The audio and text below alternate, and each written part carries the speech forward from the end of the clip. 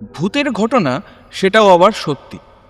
আজকে আমার কাছে এমন ঘটনা দুটো আছে। যারা যারা আপনারা আমাকে আপনাদের জীবনে ঘটে যাওয়া সত্যি ভৌতিক ঘটনার কথা ইনস্টাগ্রাম আর ফেসবুকে ডিএম করে পাঠাচ্ছেন, তাদেরকে আমার তরফ থেকে অনেক অনেক ধন্যবাদ। আজকে প্রথম যে ঘটনাটা পাঠিয়েছে তার নাম সায়ন্তিকা। সায়ন্তিকা ক্লাস 10-এ পড়ে।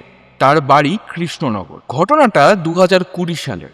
সেই সময় ওর বয়স ছিল 10 বছর। পারিবারিক একটা সমস্যার জন্য সায়ন্তিকাদের নিজেদের বাড়ি ছেড়ে চলে আসতে হয়। ওরা থাকা শুরু করে একটা ভাড়া বাড়িতে। শুরুর দিকে সমস্ত কিছু ঠিকঠাকই চলছিল, কিন্তু কয়েক মাস কাটার পরে হঠাৎ করে সায়ন্তিকার বাবা আর মায়ের মধ্যে ভীষণভাবে ঝামেলা শুরু হয়। এরপর ওর বাবার কাছে বায়না করে বাড়িতে একটা জার্মান শেফার্ড কুকুর নিয়ে আসে। কুকুরটা প্রথমে কিন্তু ওদের সাথে ওদের ঘরেই থাকতো, কিন্তু একটু বড় হয়ে যাওয়ার পর থেকে ওই কুকুরটাকে একটা অন্য ঘরে রাখা হতো। আর তারপর থেকেই শুরু হয় এই সমস্ত অদ্ভুত ঘটনা। রাত্রি যখন 1:30 থেকে 2:30 বাজে, কুকুরটা প্রত্যেক দিন একটা নির্দিষ্ট দেওয়ালের দিকে তাকিয়ে একটানা চিৎকার করে যেত। কি দেখছে কিচ্ছু বোঝা যেত না, কেন ডাকছে সেটাও বুঝতে পারতো না। ওরা ভেবেছে হয়তো কিছু একটা দেখছে, তাই হয়তো প্রত্যেক দিন এরকম ডাকছে। কিন্তু এরপরে আস্তে আস্তে কুকুরটা কেমন অসুস্থ হয়ে পড়ে।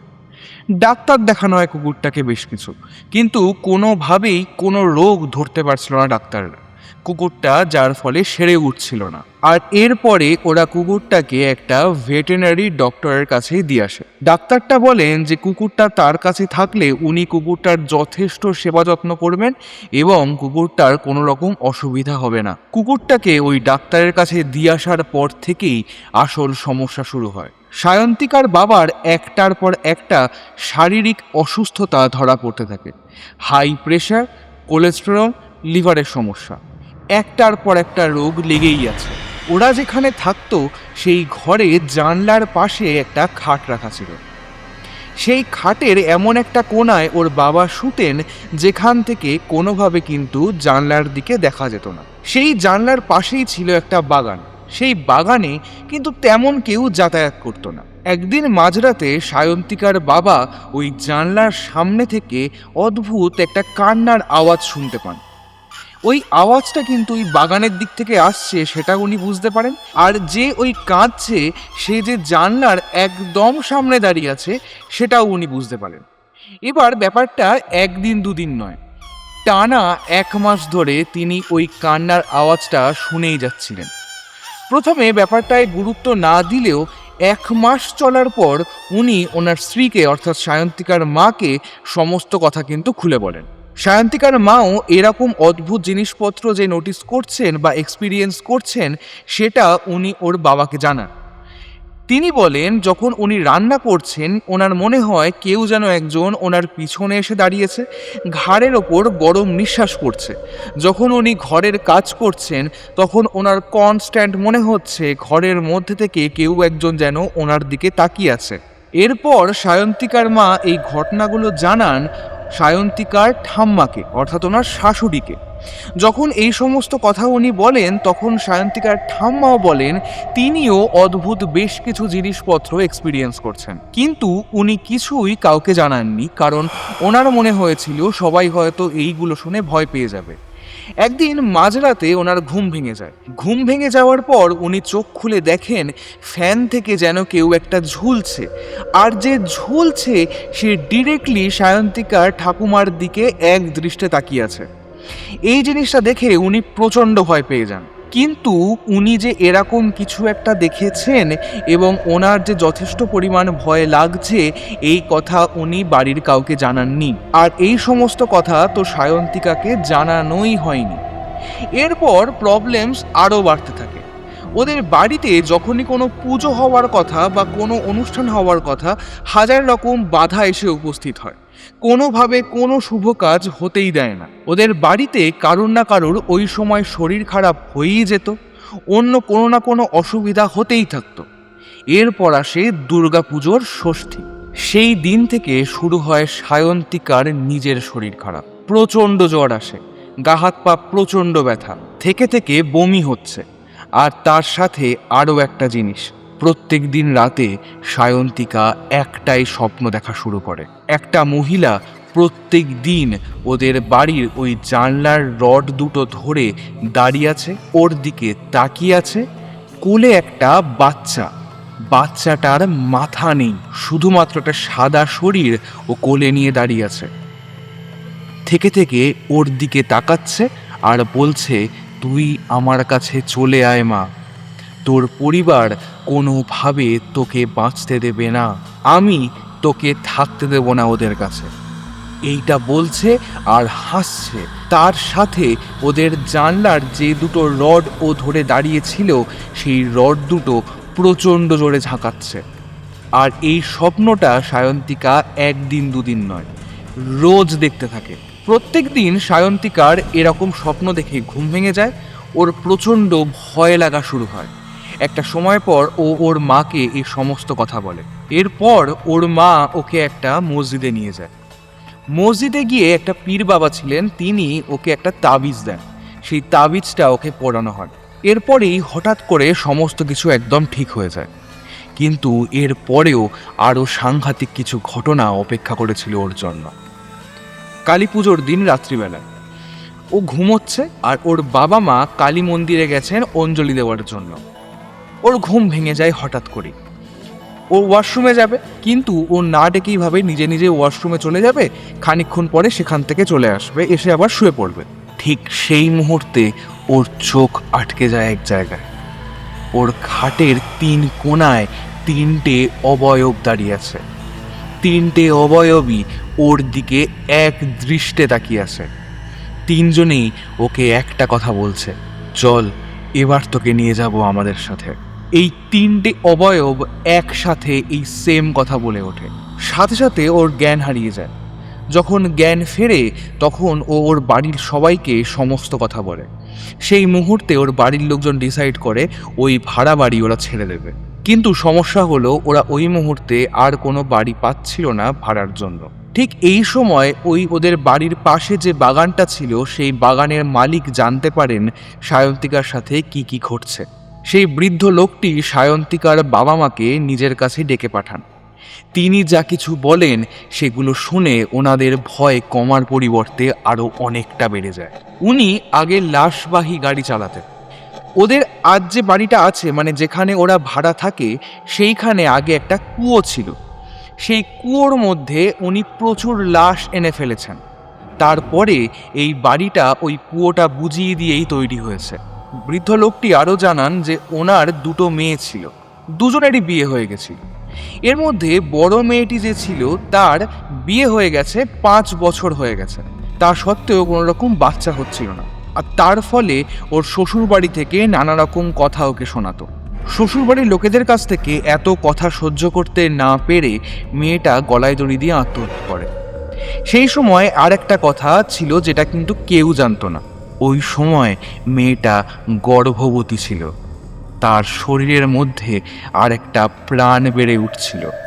মৃত্যুর পর মেয়েটাকে দাহ না করে উনি ওই কুয়োর মধ্যে এনেই ফেলে দেন। তারপরে ওই জমিটাই উনি বেচে দেন। তারপরে ওই কুয়োর ওপর তৈরি হয়েছে এই বাড়িটা। বৃদ্ধ লোকটি আরও জানান তার মেয়ে নাকি বাচ্চা ভীষণ ভালোবাসত, কিন্তু নিজে যেহেতু মারা গেছে নিঃসন্তান অবস্থায়, তাই ওই বাড়িতে এর আগেও যারা ভাড়া এসেছে তাদের যদি কোনো বাচ্চা থাকে তাদেরকে ও দেখা দিত। সেই বাচ্চাগুলোকে ও নিজের করে নিতে চাইতো।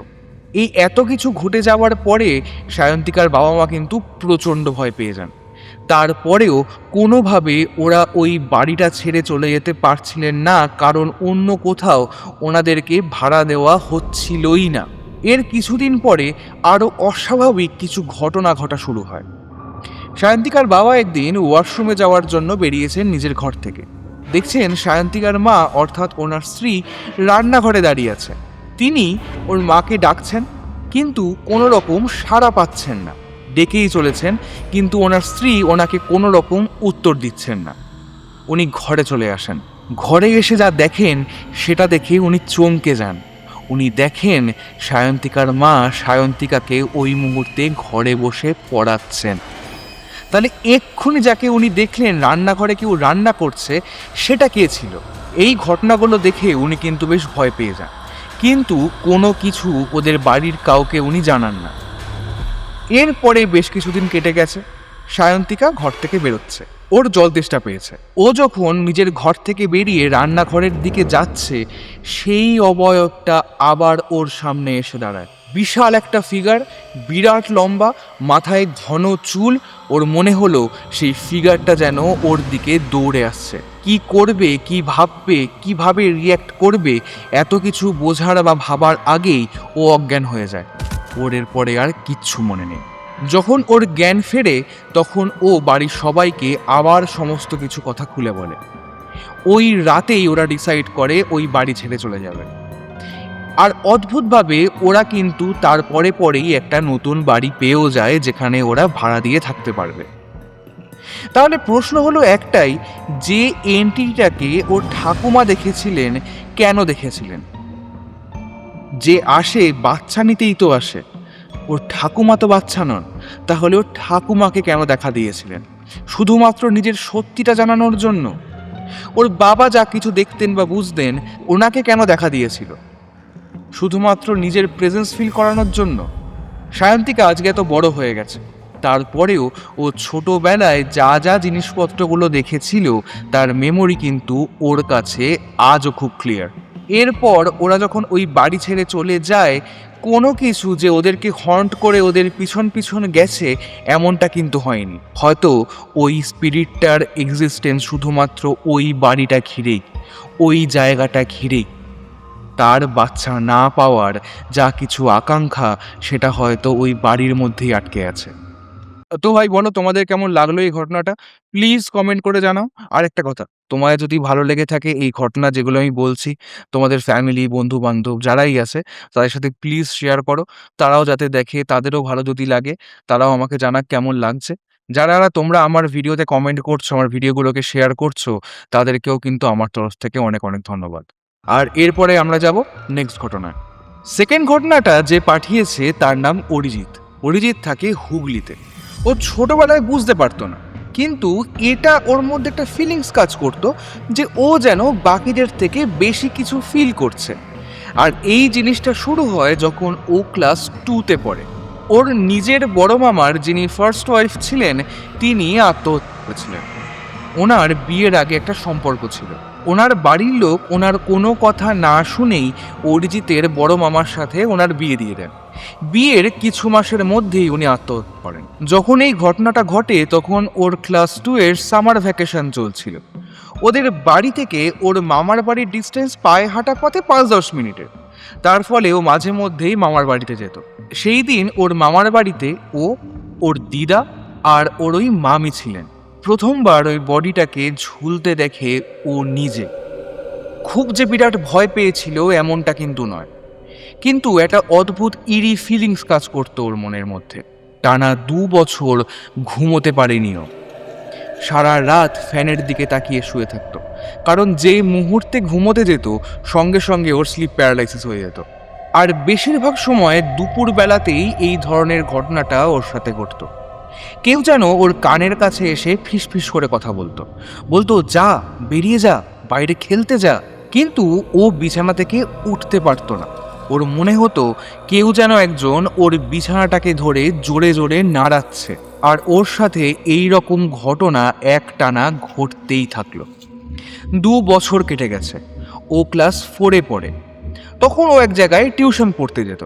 আর যেখানে টিউশন পড়তে যেত তার কাছেই ছিল একটা গার্লস হোস্টেল। সেই গার্লস হোস্টেল নিয়ে নানা রকম অদ্ভুত ভৌতিক ঘটনা শোনা যেত। সেদিন টিউশন তাড়াতাড়ি শেষ হয়ে গেছে। যে গার্লস হোস্টেলটা ছিল সেই গার্লস হোস্টেলের সামনে একটা ল্যাম্প পোস্ট দাঁড় করানো। ওই একটাই আলো, গোটা রাস্তাটা তার সামনে দিয়ে যেটা গেছে পুরোটা অন্ধকার। আর ওই গার্লস হোস্টেলের গা বরাবর একটা পুকুর ছিল, সেইখানে একটা ল্যাম্পপোস্ট জ্বলতো। ওই একটা মাত্রই আলো। আর এই যে গার্লস হোস্টেলটা ছিল, এই গার্লস হোস্টেলটা কিন্তু কমপ্লিটলি অ্যাবান্ডান্ট ছিল, ওখানে কেউ আর থাকতো না। ওর মা ওকে একটা টর্চ দিয়েছিল বাড়ি আসার জন্য। ও যখন সোজা ওখান থেকে হেঁটে আসছে তখন যেই টর্চটা জ্বালিয়েছে, টর্চের আলো গিয়ে পড়ে ওই গার্লস হোস্টেলের ওই করিডোরের মধ্যে। দেখে গ্রিলের ওপারে কেউ একজন যেন দাঁড়িয়ে আছে। ও ভাবে ও যেটা দেখছে সেটা কি সত্যি ঠিক দেখছে। কারণ ওই গার্লস হোস্টেলে তখন তো কেউ আর থাকতোই না। তো ওই গার্লস হোস্টেলটা কিন্তু চারিদিক থেকে একটা পাঁচিল দিয়ে ঘেরা ছিল। ও ওই পাঁচিলের একটু ওপরের দিকে ওঠার চেষ্টা করে টর্চ দিয়ে ওখানে দেখে যে কেউ আছে কিনা। দেখে কেউ নেই। ও ভাবে হয়তো ওটা মনের ভুল। এই জিনিসটাকে যাচাই করার জন্য ও ভাবে যে গার্লস হোস্টেলের পিছন দিক থেকে গিয়ে ব্যাপারটা কি হচ্ছে দেখবে। ও তখন ওই পথ দিয়ে হাঁটা শুরু করে। এবার যে রাস্তাটা দিয়ে ও হাঁটছিল সেই রাস্তাটা কিন্তু কমপ্লিটলি পিচের রাস্তা ছিল না, সেখানে প্রচুর নুড়ি পাথর এই সমস্ত কিছু পড়ে থাকতো। যখন ও হেঁটে যাচ্ছে তখন ও তো নিজের পায়ের আওয়াজ পাচ্ছেই, তার সাথে ওর মনে হতে থাকে কেউ যেন ওর পিছন পিছন হেঁটে আসছে। একটা সময় মনে হয় যে কেউ যেন ওর পাশে পাশে হাঁটছে। মধ্যিখানের গ্যাপটা খুব কম, এতটাই পাশ দিয়ে হেঁটে যাচ্ছে যে ও পরিষ্কার বুঝতে পারে ওর পাশে যে হাঁটছে তার নিঃশ্বাস এসে ওর কাঁধে লাগছে। ও হাঁটছে, ওর নিজের পায়ের শব্দ ও পাচ্ছে, তার সাথে আরেকজন যে হাঁটছে তার পায়ের আওয়াজটাও ও স্পষ্ট পাচ্ছে। ও কোনো দিকে না তাকিয়ে সোজা ওই যে ল্যাম্পপোস্টটা ছিল সেই ল্যাম্পপোস্টের নিচে চলে গেছে।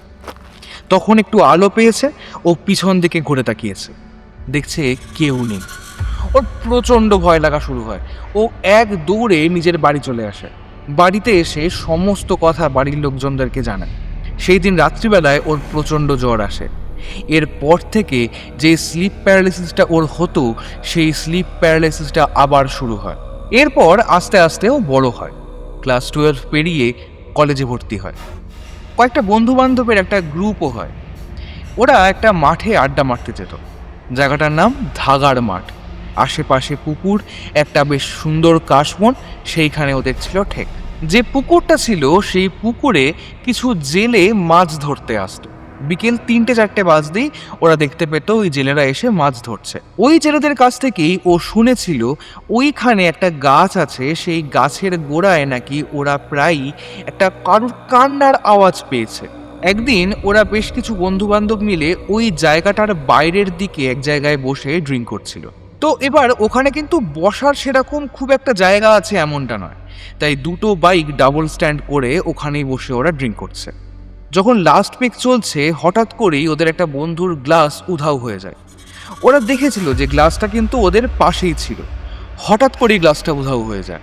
আর এই ঘটনাটা কিন্তু বছর 4 আগের কথা। এরপরে যতবার ওরা ওখানে গেছে, ড্রিঙ্ক করেছে বা কিছু একটা করেছে, তখনই ওদের গ্লাস অদ্ভুতভাবে একটা হারিয়ে যেত। আর প্রত্যেকবার একটা বন্ধুরই গ্লাস হারাতো। যখনই গ্লাস হারিয়ে যেত তখনই ও চিৎকার করে বলতো, কে রে, কে ওখান থেকে হাঁটছে, আমি কিন্তু সব শুনতে পাচ্ছি। শুধুমাত্র ওই বন্ধুটাই ওই আওয়াজটা পেত, আর বাকিরা কিন্তু কেউ পেত না। ইভেন ওই যে বন্ধুটা, তারই নেশা খুব কম হতো, ইউজুয়ালি ওই সব থেকে সজাগ থাকতো আর ওই আওয়াজগুলো পেত। মানে এই গ্লাস হারিয়ে যাওয়ার যে ঘটনাটা, সেটা কিন্তু যে প্রথমবার ওখানে ওই দিন হলো এমনটা নয়, এর আগেও ঘটেছে। যেখানে বসে ওরা ড্রিঙ্ক করছিল তার পাশে একটা গাছ ছিল। ওই গাছ থেকে ঝুলে এর আগে অনেক মানুষ কিন্তু মারা গেছে। আর ওই জায়গাতে প্রচুর লোকজন এর আগেও অনেক কিছু দেখেছে। এই জিনিসটার কমপ্লেন কিন্তু ওরা আগেও শুনেছে। গ্লাস হারিয়ে যাওয়ার পরে ওরা ওখান থেকে চলে আসে, তেমনভাবে ওরা আর ওখানে যায় না। এরপরে বেশ কিছু বছর কেটে গেছে। 2023 সাল। ও ওই জায়গাটায় আবার গেছে। এবারে ও কিন্তু একা, আর কেউ নেই। ও আবার ওখানে গিয়ে একা একাই ড্রিঙ্ক করছে। ও যখন ওইখানে ড্রিঙ্ক করা জিনিসপত্রগুলো সমস্ত কিছু রেখে ওখানে দাঁড়িয়ে আছে, ওর হঠাৎ মনে হয় যে ও টয়লেটে যাবে। তো ওই যে পুকুরটা ছিল সেই পুকুরের দিকেও গেছে, কে টয়লেট করছে। হঠাৎ ওর মনে হয় যেহেতু মাটিটা বেশ অসমান ছিল, তাই যা কিছু এনেছিল সেগুলো যাতে গড়িয়ে না যায় বা সেগুলো যাতে অন্যদিকে চলে না যায়, তাই একবার ও পিছন ফিরে দেখবে। যে মুহূর্তে পিছন ফিরে দেখছে ওই জায়গায় একটা ছায়া মতো কিছু দাঁড়িয়েছে। যখন ও টয়লেট করছে ওই সময় ওর মনে হয় ওই ছায়াটা যেন এসে একদম ওর কাছে, ওর পিছনে দাঁড়িয়েছে। ও যখন প্রথমবার পিছনে তাকিয়েছিল, ওই যে ছায়াটাকে ও ওর গাড়ির ওখানে দেখেছিল, ওর মনে হয়েছিল ছায়াটার হাইট প্রায় 7-8 ফুট তো হবে। সাধারণ বাঙালিদের যে হাইট হয় তার থেকে বেশ খানিকটা বেশি। যে মুহূর্তে ওর মনে হয়েছে যে ওই ছায়াটা এসে একদম ওর পিছনে দাঁড়িয়েছে, ও সাথে সাথে পিছনে ঘুরে তাকিয়েছে, দেখছে কেউ নেই। ওর ওইখানে দাঁড়িয়ে থাকার মতো সাহস আর হয়নি। সাথে সাথে বাড়ি চলে আসে। বাড়ি এসে সবাইকে পুরো ঘটনাটা বলে। বাড়ির লোকজন কিন্তু কেউই ব্যাপারটায় বিশ্বাস করেনি। সবাই ভেবেছে কোনো ছেলেপুলে হয়তো ওখানে ছিল, তারা হয়তো ওর সাথে কোনো রকম মজা করেছে বা ইয়ার্কি মেরেছে। কিন্তু এই রকম ছোটোখাটো ঘটনা ওর সাথে ঘটতেই থাকে। লকডাউনের সময় ওর একটা বিড়াল ছিল পোষা। ওই সময়ও কলেজে পড়াশোনা করছে, রাত জেগে পড়তো। বিড়ালটা হঠাৎ করেই যেন উঠে বসে ছাদের দিকে তাকিয়ে থাকতো। এমনভাবে তাকাতো যেন ছাদের ওপর থেকে কেউ যেন হাঁটা চলা করছে। ওই সময় বিড়ালটা চাহনি লক্ষ্য করে ও ছাদের দিকে দেখতো। কাউকে কিন্তু ও নোটিস করতে পারতো না। কিন্তু ওর মনে হতো বিড়ালটা এমনভাবে দেখছে কেন, একদিক থেকে অন্যদিকে চোখ যাচ্ছে। ওর পরিষ্কার মনে হতো বিড়ালটা যেন কিছু একটা নোটিস করছে। কিন্তু ও যখন দেখতো সেখানে কিচ্ছু থাকতো না। লকডাউনের সময় ওর দাদু মারা গেছিল। যে সময় উনি মারা গিয়েছিলেন সেই সময়ও কিন্তু বাড়ি ছিল না। লকডাউনের সময় ওর কিন্তু ছাদে বসে থাকতে ভালো লাগতো। মনে হতো চারদিক খুব নিস্তব্ধ, শান্ত, একটা বেশ ভালো লাগার মতো জায়গা। ওই সময় ও প্রায়শই ওর দাদুকে দেখতে পেত, যে দাদু কিন্তু অলরেডি মারা গেছেন। কখনো কখনো এমন মনে হতো যে ওর দাদু ওর চোখের সামনে দিয়ে দ্রুত হেঁটে চলে গেলেন। কখনো কখনো ওর এমনও মনে হতো যে ওর চোখের সামনে দিয়ে কোনো একটা ছায়া মতো কিছু যেন হেঁটে ওর চোখের সামনে দিয়ে চলে যাচ্ছে। ও যখনই ওই দিকে তাকাতো কাউকে দেখতে পেত না। ও একা ছাদে তখন বসে আছে। ও এই জিনিসটাই নোটিস করে গেছে দিনের পর দিন। এরপর এমন কিছু ঘটেছে যে জিনিসটার জন্য ও আজও ভয় পায়।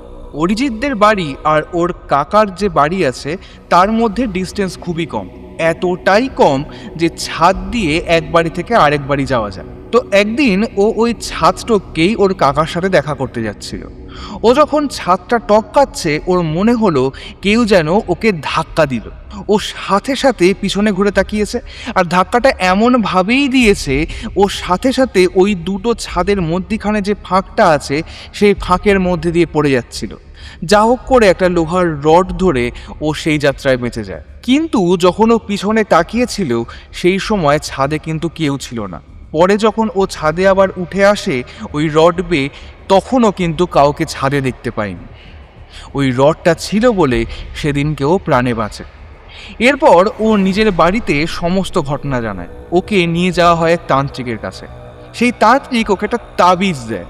সেই তাবিজটা পড়ার পর থেকে জিনিসপত্র একটু স্বাভাবিক হওয়া শুরু হয় ওর সাথে। প্রায় 1-2 বছর কেটে গেছে, তারপরে ওর সাথে কিন্তু আর সেই রকম ভয়ঙ্কর কোনো ঘটনা ঘটেনি। যে স্লিপ প্যারালিসিসটা ওর ছোটবেলা থেকে হতো সেটাও যেন হঠাৎ করেই বন্ধ হয়ে যায়। তবে আজ থেকে প্রায় 1 বছর আগে ওর সাথে আবার ওই স্লিপ প্যারালিসিসটা হয়। সেই রাতের অভিজ্ঞতাটা ওর কাছে একটু ডিফিকাল্ট হয়ে যায় সহ্য করার জন্য।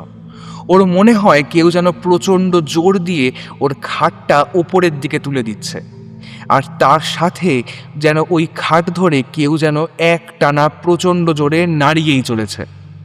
খানিকক্ষণ পরে ব্যাপারটা আবার নিউট্রালাইজড হয়, আর তারপর থেকে আজ অবধি ওর সাথে সেরকম কোনো ঘটনা কিন্তু ঘটেনি। কিন্তু প্রশ্ন হলো, এই যে ছোটবেলা থেকে ওর মামির মৃত্যুর পর যা যা কিছু ওর সাথে এতদিন ধরে ঘটেছে সেগুলো কি শুধুই কাকতালীয়? কোনো কিছু যদি এক্সিস্ট না করে ও শুধুই এতদিন ধরে এত কিছু দেখে গেল? এটাও কি পসিবল? যা কিছু ও ফিল করেছে, ইভেন বড় হওয়ার পর ওই ছাদের ওপর থেকে পড়ে যাওয়ার সময় যে ফিলিংসটা, সেটাও কি এমনি? আর যদি তাই হয়ে থাকে তাহলে যে তাবিজটা ওকে ওই তান্ত্রিক দিয়েছিল সেটা পড়ার পর থেকেই সমস্ত কিছু বন্ধ হয়ে গেল কেমন করে? শুধুমাত্র হওয়ার মধ্যে এই আগের বছর স্লিপ প্যারালাইসিসটা, বাকি সব তো বন্ধ হয়ে গেছে। তোমাদের কি মনে হয় সেটা কিন্তু প্লিজ কমেন্ট করে জানাও। শুধুমাত্র একটাই জিনিস, ও আর আগের মতো ভয় পায় না। সমস্ত কিছু গোটা জীবন ওর কাছে খুব স্বাভাবিক হয়ে এসেছে। যা কিছু অভিজ্ঞতাগুলো সেগুলো কিন্তু সব বন্ধ হয়ে গেছে। ও এখন ভালো আছে, সুস্থ আছে। তো ভাই বলো তোমাদের কেমন লাগলো দুটো ঘটনা, প্লিজ কমেন্ট করে জানাও। আর নেক্সট ঘটনা খুব শিগগিরই আসছে।